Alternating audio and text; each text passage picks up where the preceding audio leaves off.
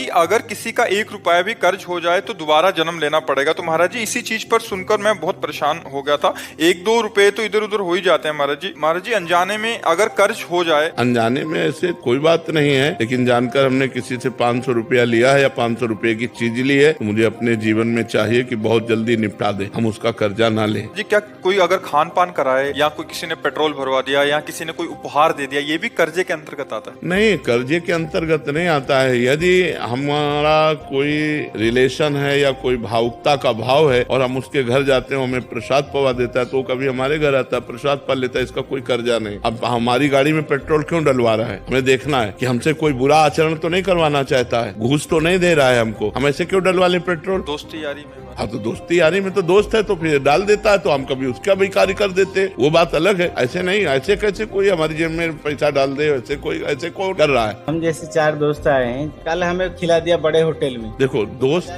दोस्त की बात अलग है। अगर वो करोड़पति है तो अपने हिसाब से खवाएगा, जब हमारे घर आएगा तो हम बोरा में बिछा करके उसको रोटी दाल पवाएंगे, वो बात अलग है। कर्जा एक अलग चीज होती है।